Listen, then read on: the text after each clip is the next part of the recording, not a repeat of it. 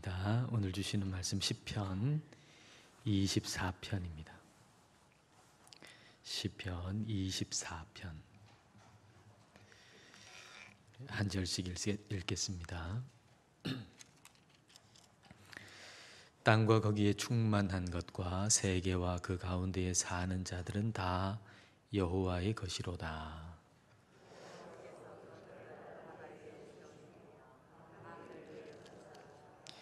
여호와의 산에 오를 자가 누구며 그의 거룩한 곳에 설 자가 누구인가?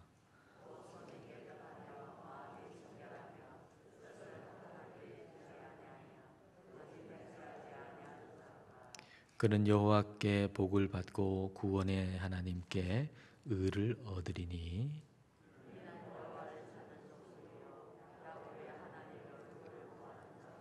문들아 너희 머리를 들지어다. 영원한 문들아 들릴지어다.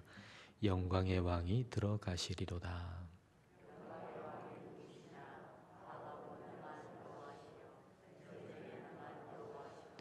문들아 너희 머리를 들지어다. 영원한 문들아 들릴지어다. 영광의 왕이 들어가시리로다. 영광의 왕이 누구시냐?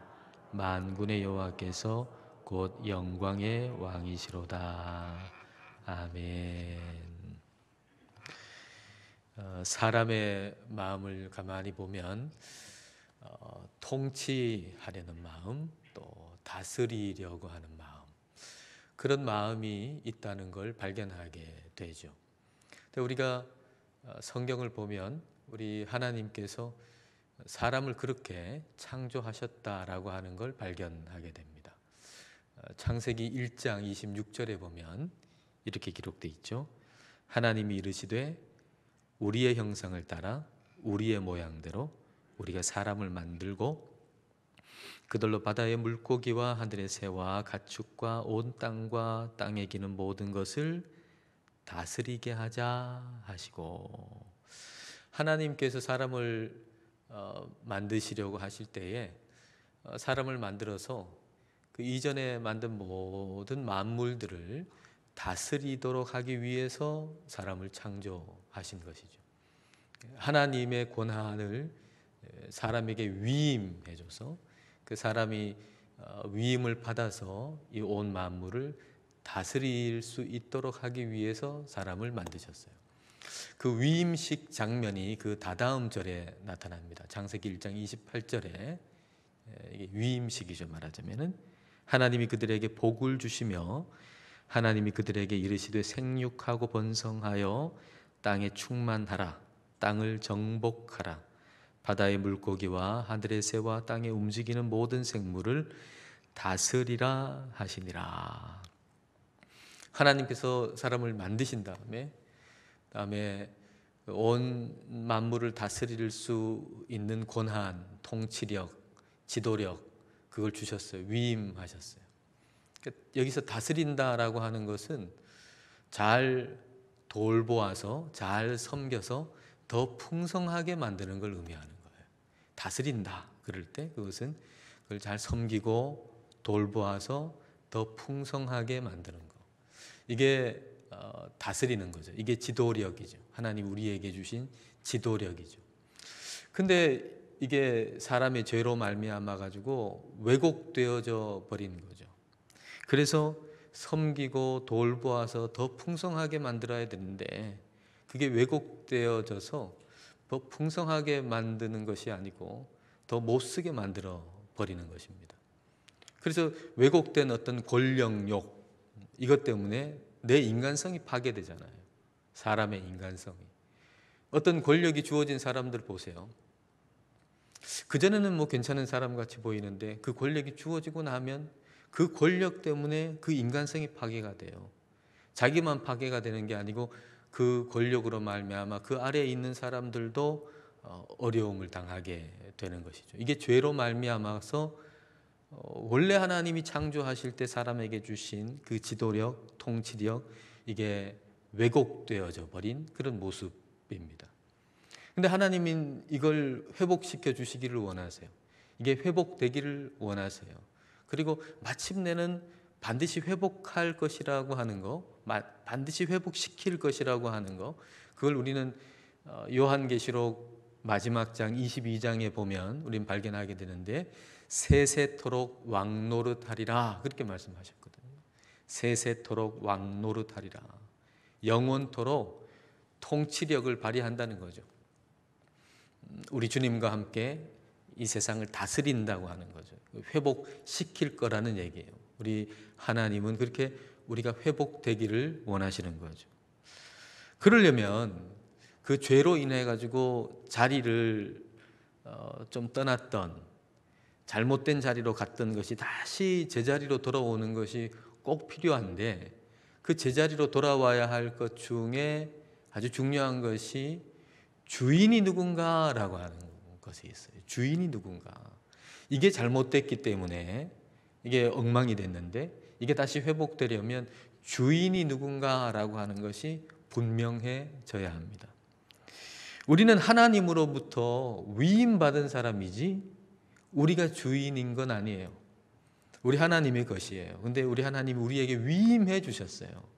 우리는 위임받은 사람이다라고 하는 걸 분명히 알아야 되지, 우리가 주인이다라고 생각해서는 결코 안 된다라고 하는 거죠. 누가 주인인가? 오늘 본문 1절에 명확하게 기록되어 있잖아요. 오늘 본문 1절에 보면 땅과 거기에 충만한 것과 세계와 그 가운데에 사는 자들은 다 누구의 것입니까? 여호와의 것이로다.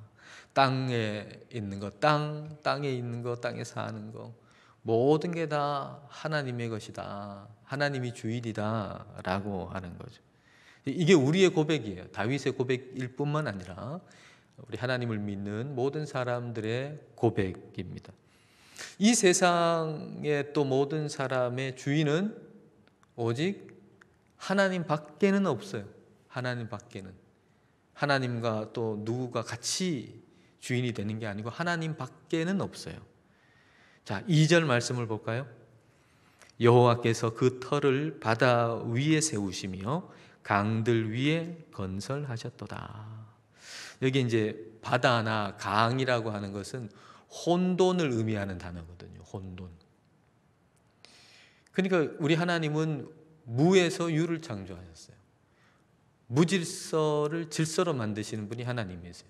누가 어떤 걸 만들어 놨는데 그 위에다가 뭐 이렇게 만드시는 분이 아니라 아예 아무것도 없는 데서 뭔가를 만드시는 분이 우리 하나님이신 거죠. 그러니까 이 온 세상과 그 땅 위에 있는 것, 땅 위에 사는 모든 사람들은 다 하나님이 주인이신 거예요. 하나님만이 주인이 되실 수가 있는 것이죠. 하나님을 이 세상과 인생의 유일한 주인으로 인정하는 자라야 하나님께서 위임해 주신 것을 잘 수행할 수가 있게 됩니다. 그렇지 않으면 이 권력욕 같은 어떤 왜곡된 욕구의 노예로 살아갈 수밖에 없는 거죠. 그래서 우리가 늘 좀 우리 자신에게 점검해야 될 것은 하나님의 위임을 받은 자로 내가 살고 있나? 아니면 좀 왜곡된 권력욕 같은 것의 노예로 내가 살고 있지는 않은가? 이걸 잘 살펴볼 필요가 있다는 거죠. 3절 말씀이 한번 그걸 점검해 볼 수 있는 질문인 것 같은데요. 여호와의 산에 오를 자가 누구며 그의 거룩한 곳에 설 자가 누구인가? 그 누가 죄로 왜곡된 어떤 권력욕을 가지고 사는 게 아니고 하나님의 참된 종으로 살아갈 건가? 이런 질문인데요. 누가 그럴 수 있나? 4절이 그 답을 주잖아요. 그럼 4절을 보세요. 곧 손이 깨끗하며 마음이 청결하며 뜻을 허탄한 데에 두지 아니하며 거짓 맹세하지 아니하는 자로다. 손이 깨끗하다라고 하는 것은 그 행동이 깨끗하다라고 말할 수가 있겠죠. 근데 그런 행동이 어디서부터 나오는가? 내가 주님과 연결되어 있어서 하나님으로부터 나오는 행동. 그게 손이 깨끗한 거죠. 마음이 청결하다. 그걸 생각이라고 해본다면 생각이 청결하다. 근데 그 생각이 청결한 생각은 어디서 나오는가? 내가 하나님 속에 거해서 그 하나님으로부터 흘러나오는 청결한 생각. 뜻을 헌탄한 데 두지 않는다. 거짓 맹세하지 않는다. 이거 역시도 어디서 나오는가? 내가 하나님 안에 거함으로 말미암아서 하나님으로부터 흘러나오는 뜻, 목적. 그걸 지금 얘기하고 있는 거죠.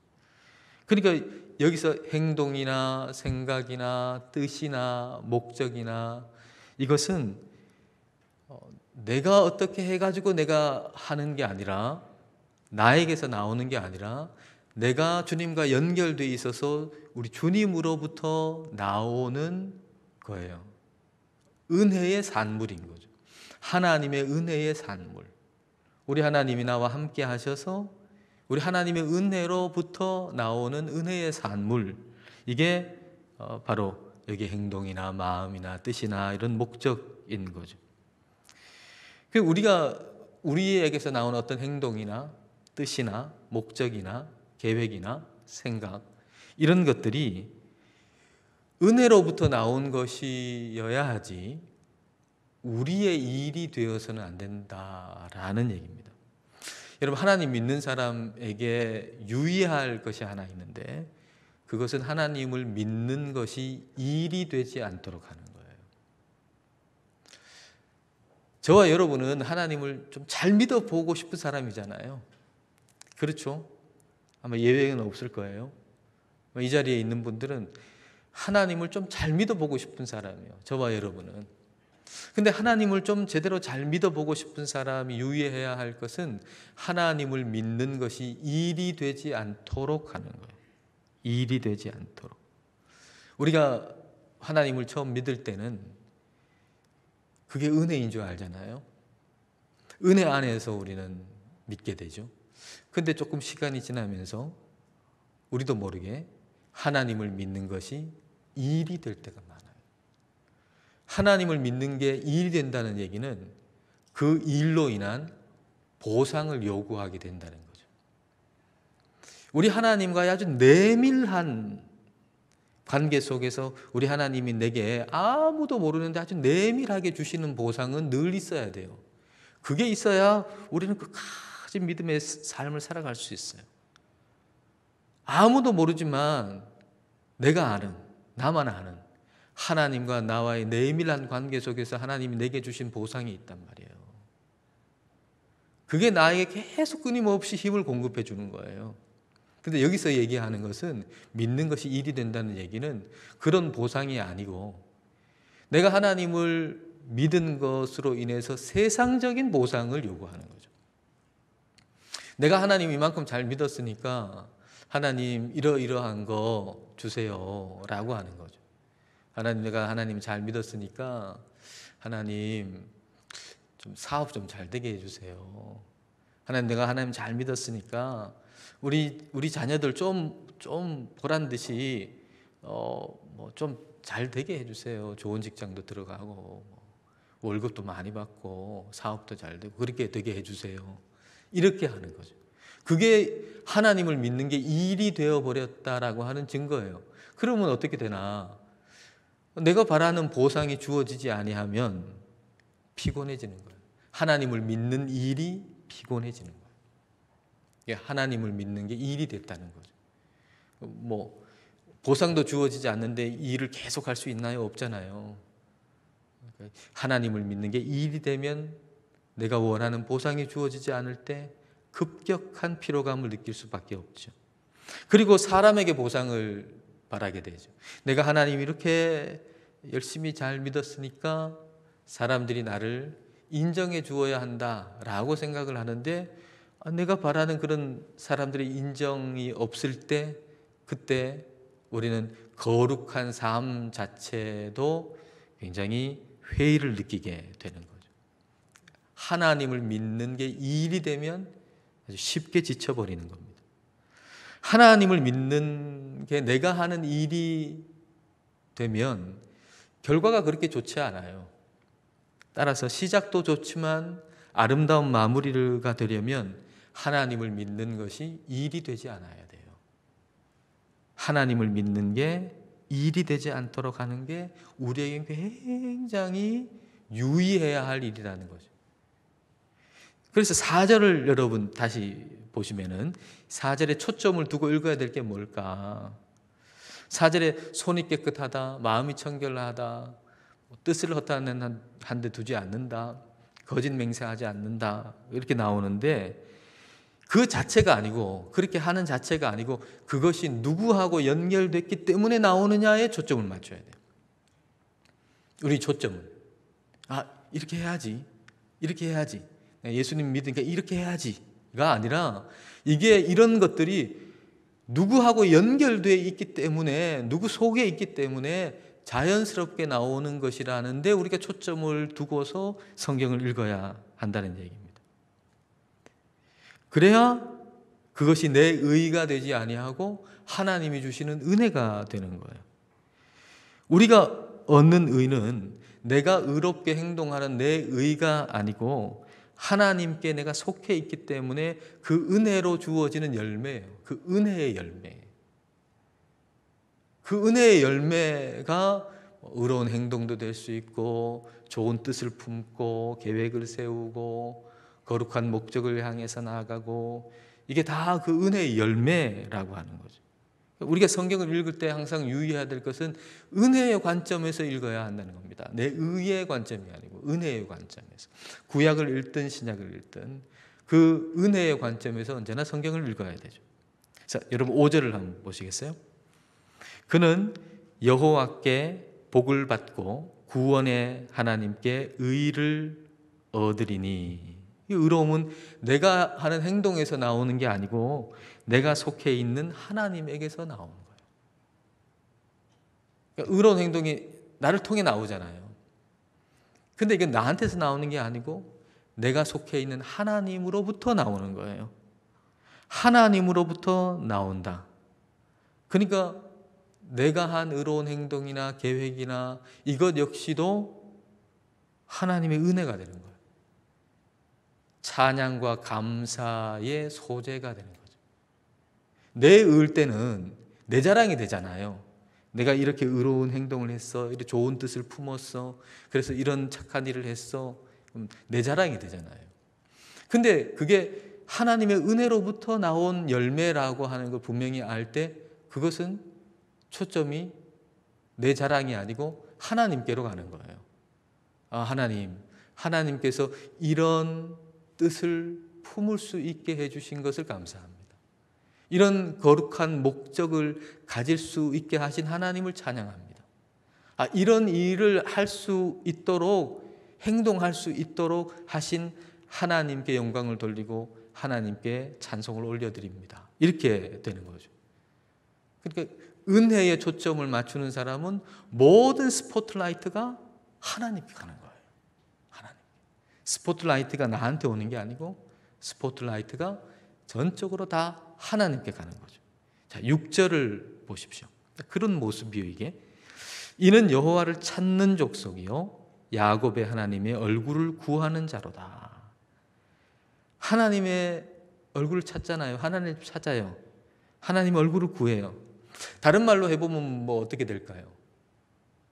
하나님께 이목을 집중시키는 사람, 이렇게 표현할 수 있을 겁니다. 하나님께 이목을 집중시키는 사람.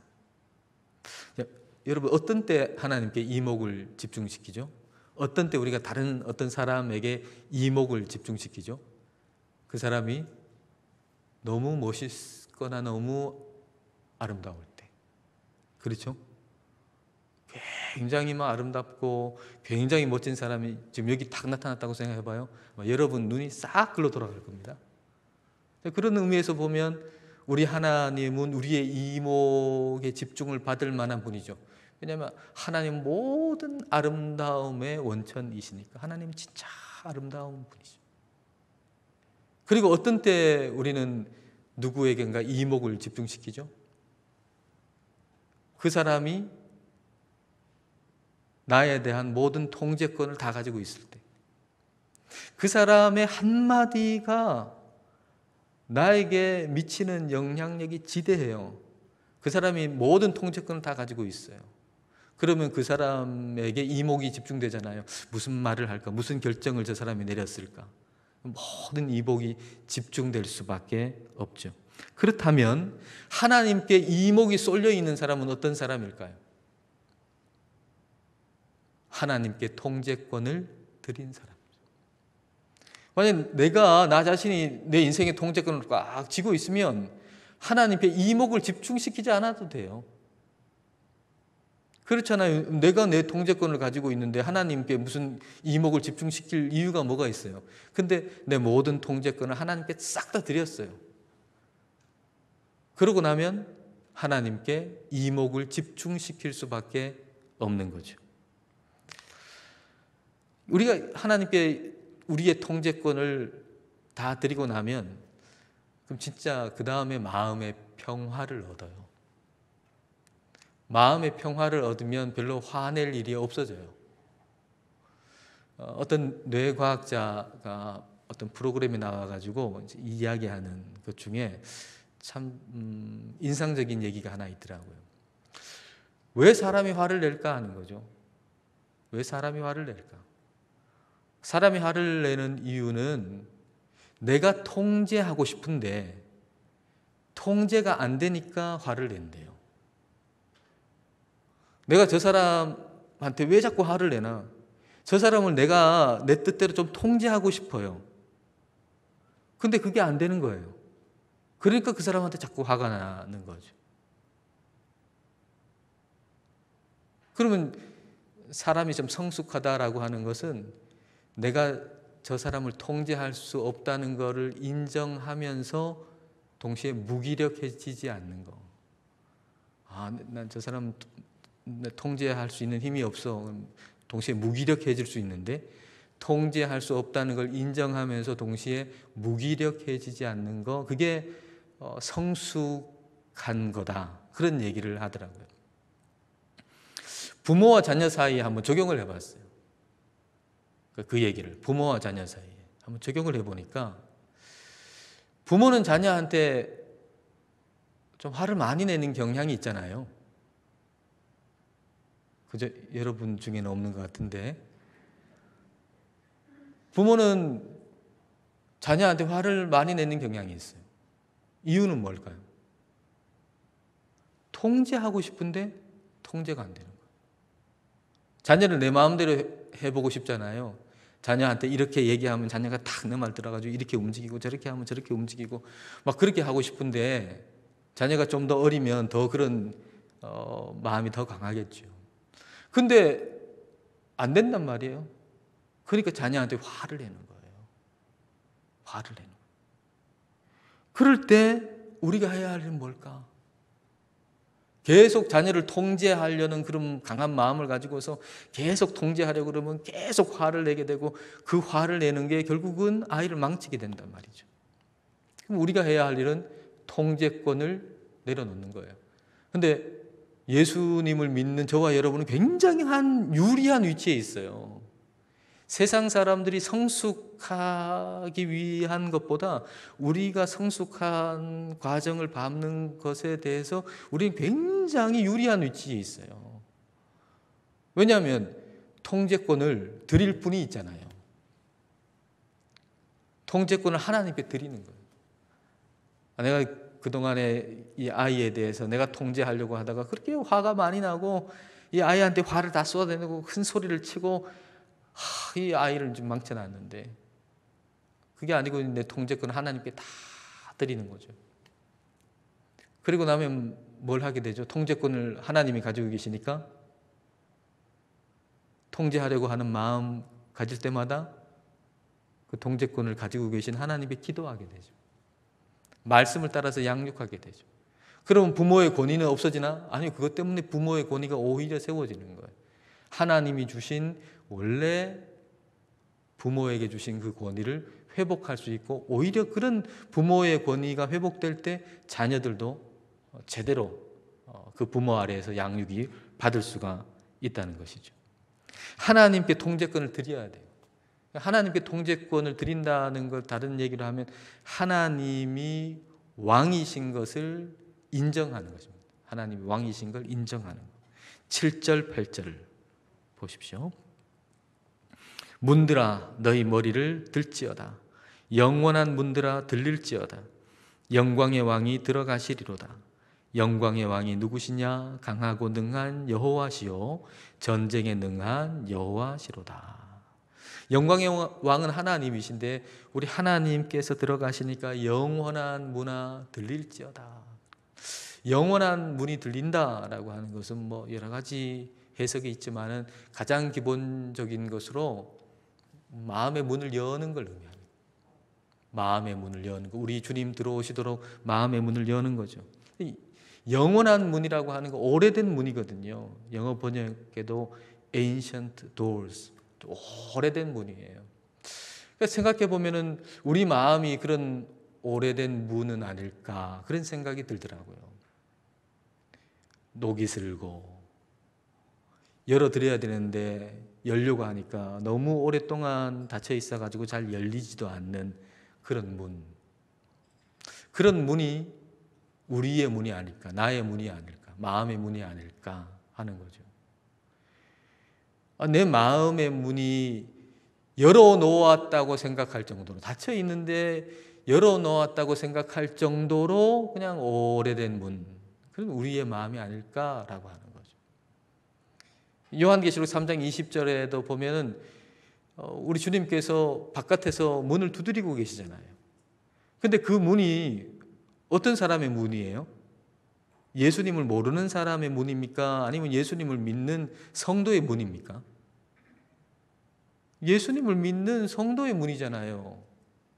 예수님 안 믿는 사람에게 하는 얘기가 아니고 라오디게아 교회에게 얘기하는 거잖아요. 예수님이 바깥에서 문을 두드린다라고 하는 것은 지금 이게 그 마음의 문이 예수님 안 믿는 사람이 아니에요. 예수님을 믿는다고 하는 사람들, 예배를 드리는 사람들의 마음의 문이 닫혀 있어가지고 그 문을 좀 열어달라고 우리 예수님 문을 두드리고 계신데, 그런 문처럼 너무 오래되고 너무 녹이 슬고 그리고 닫혀 있는데도 닫혀 있는 것조차도 모르는 그 오래된 문이 바로 우리 자신의 문이 아닐까라고 하는 거죠. 그래서 우리가 마음의 문을 열어드려야 돼요. 마음의 문을 열어드린다고 하는 것은 우리 하나님을 100% 긍정하는 거예요. 우리 하나님을 100% 긍정하는 거예요. 그분을 긍정하는데 5%가 아니고 100% 그분을 긍정하는 것. 이게 우리의 마음의 문을 우리 주님께 열어드리는 것이죠. 마음의 문을 우리 하나님께 열고 살아야 합니다. 근데 사람은 말이죠, 보이지 않는 하나님보다는 보이는 것에 마음의 문을 자꾸 열고 살려고 그래요. 이 세상의 유한한 것에 자꾸 마음의 문을 열고 그걸 긍정하고 거기에 희망을 걸면 뭐가 될 것처럼 그걸 긍정하고 사는 거예요. 하나님께 마음을 열고 하나님을 긍정하고 사는 게 아니고, 잘 안 보이니까 그거는 눈에 보이는 거 그걸 긍정하고 산단 말이죠. 근데 돈 때문에 살면 돈 때문에 죽고요. 그리고 사람 때문에 살면 또 사람 때문에 죽어요. 그렇지만 영원하신 왕에게 마음을 열고 살면 우리는 죽지 않고 살아요. 여러분, 죽고 싶은 분 있을 거예요. 살고 싶지 않고 죽고 싶은 분. 근데 가만히 여러분 생각해 보세요. 우리가 죽고 싶을 때 왜 죽고 싶은가? 왜 살고 싶지 않은가? 뭐 때문에? 뭐 때문에 그럴까? 가만히 여러분 생각해 보세요. 아마도 그것은 하나님 때문은 아닐 거예요. 아마도 그것은 유한하고 죽어 없어질 것 때문에 아마 살고 싶지 않을 거예요. 대부분의 사람이 죽고 싶어요. 또는 살고 싶지 않아요. 그럴 때 가만히 생각해 보면 그 원인은 뭐냐면은 영원한 것이 아니고 유한하고 없어질 것 때문에 죽고 싶단 말이죠. 돈 때문에 죽고 싶은 거예요. 돈이 좀 많으면 내가 살 텐데. 이 빚 때문에, 이 돈 때문에. 내가 못 살겠다. 직장을 얻지 못해가지고 나는 안 되겠다. 없어져야 되겠다. 가치가 없다. 어떤 사람을 믿고 살았는데 그 사람한테 배신당해가지고 나는 살 가치가 없다. 이렇게 생각한단 말이죠. 유한한 물질 때문에, 유한한 것 때문에 내 안에 막 전쟁이 일어나고 그리고 살고 싶지 않은 거예요. 여러분, 우리는 그렇게 가치 없는 사람이 아닙니다, 여러분. 유한한 것 때문에 못 살겠다, 그 유한한 것 때문에 살고 싶지 않다라고 생각할 만큼 가치 없는 존재가 아니라는 얘기예요. 하나님은 우리를 얼마나 가치 있는 존재로 만드셨나요? 우리를 얼마나 가치 있는 존재로 만드셨는지 온 세상을 통치하고 다스리도록 우리에게 위임해 주셨어요. 우리 어마어마한 가치를 가지고 있는 거죠. 통치하고 다스린다라고 하는 것은 그걸 더 좋게 만드는 거예요. 더 좋게. 여러분, 하나님의 계획은 뭘까요? 하나님의 계획은 우리를 통해 가지고 더 좋게 만드는 거예요. 더 좋게. 세상을 더 좋게 만들려고, 세상에 있는 다른 사람을 더 좋게 만들려고, 더 풍성하게 만들려고 하나님이 저와 여러분을 보내주신 거죠. 그러니까 만약에 우리가 우리 자신에게 스스로 문을 닫아버리고 하나님께 문을 닫아버리고 그렇게 산다 그러면은 우리를 통해서 더 풍성해질 사람, 우리를 통해서 더 좋아질 사람을 더 좋아지게 만들지 못한다는 거예요. 우리의 책임을 다하지 못하는 거죠. 여러분, 그렇기 때문에 죽지 말고 살아야 되고요. 그리고 살려야 돼요. 우리는 겨우 사는 정도가 아니고 살려야 돼요. 살려야 돼요. 여러분을 통해서 회복되고 살아날 사람이 많단 말입니다. 근데 겨우 유한한 거 그거 가지고서 좌절하고 넘어지고 포기하고 그러면 어떻게 되나요? 하나님이 주신 어마어마한 일들을 다 무너뜨리는 게 되잖아요. 그러니까 여러분 사셔야 되고 그리고 살리셔야 돼요. 여러분을 통해서 살아날 사람이 많습니다. 여러분을 통해서 회복될 사람이 많습니다. 가깝게는 여러분의 배우자고 그리고 여러분의 자녀들이고 또 이웃이고 더 넓게는 내가 알지도 못하는 사람, 그 사람들을 여러분을 통해서 하나님은 살리시기를 원하시는 거죠. 그러니까 마음을 닫지 말고 하나님께 마음을 여십시오. 비록 내가 초라해 보여도 하나님을 100% 긍정하십시오. 내가 초라해 보인다 그래가지고 나에 대해서는 한 50%밖에 긍정을 못하겠다 이런 순간이 있을 수도 있고 한 5%밖에 긍정을 못하겠다 하는 순간이 있을 수도 있지만 그러나 그때에도 하나님은 100% 긍정하십시오. 그러면 여러분 반드시 삽니다. 그리고 여러분을 통해서 하나님 놀라운 일들을 행하실 겁니다. 자, 오늘 우리가 그런 마음으로 9절 10절 마지막으로 우리의 고백으로 함께 선포하고 찬양하기를 원합니다. 9절 10절을 자, 우리 자신의 고백으로 찬양으로 함께 우리 읽겠습니다. 문들아 너희 머리를 들지어다. 영원한 문들아 들릴지어다. 영광의 왕이 들어가시리로다. 영광의 왕이 누구시냐? 만군의 여호와께서 곧 영광의 왕이시로다. 아멘. 우리 함께 찬양하겠습니다.